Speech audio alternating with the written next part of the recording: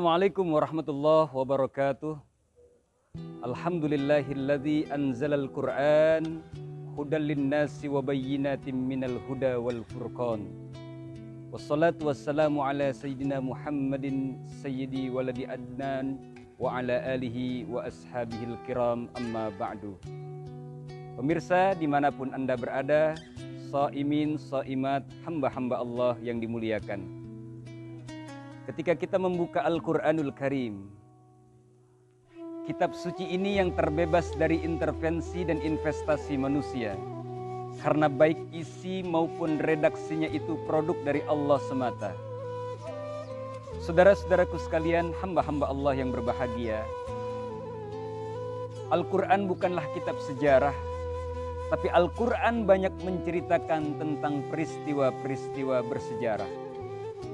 Dari kata per kata, dari kalimat per kalimat, di situ seringkali kita menemukan ayat-ayat Allah yang sengaja Allah menyebut secara bergandengan dan berurutan. Seperti halnya perintah salat diikuti dengan perintah menunaikan zakat. Perintah taat kepada Allah diiringi dengan perintah taat kepada Rasulnya, dan lain sebagainya. Tapi ada pula satu kalimat menarik di dalam Al-Quranul Karim.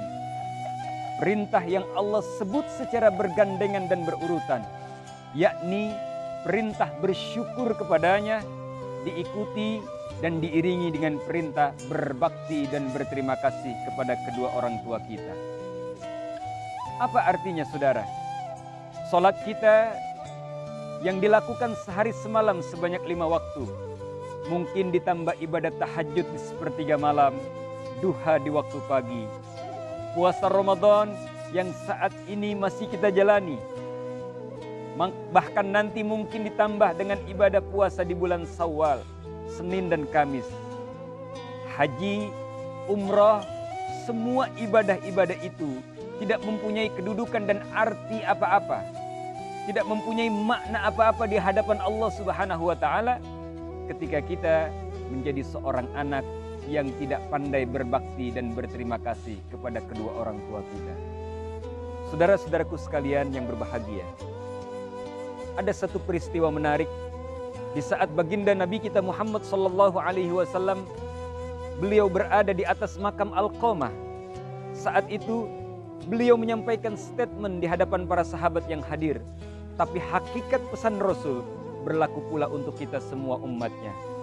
Kata beliau, "Ya ma'sarul muhajirin wal ansar," wahai para penduduk muhajirin dan ansar, apabila ada di antara kalian yang lebih cinta terhadap pasangan hidupnya, mengalahkan cintanya kepada ibunda, maka kata Rasul sallallahu alaihi wasallam, bagi orang macam itu laknat dari Allah, dilaknat segenap para malaikat, dilaknat pula oleh semua umat manusia.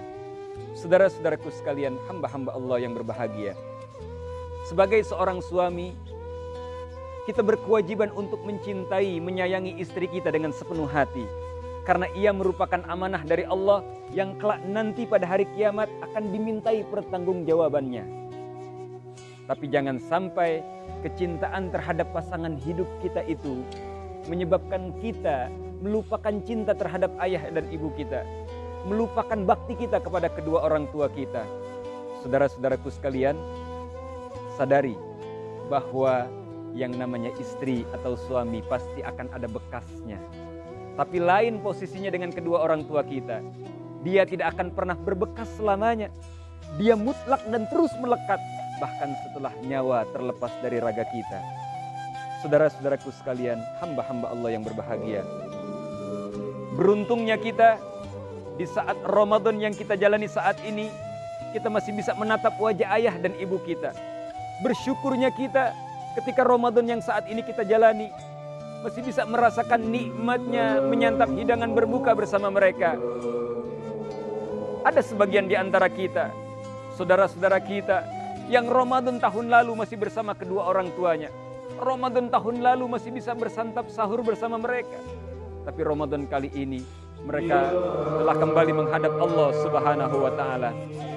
Saudara-saudaraku sekalian, hamba-hamba Allah yang berbahagia, oleh karena itu, sehebat apapun diri kita, sepintar apapun kita, setinggi apapun pangkat dan jabatan kita, sekaya apapun kehidupan kita, kalau kita tidak pandai berbakti terhadap keduanya, andai di dunia ini kita memerankan sebagai anak yang durhaka, demi Allah akan malang melintang nasib kita, sengsara dunia dan akhirat kita.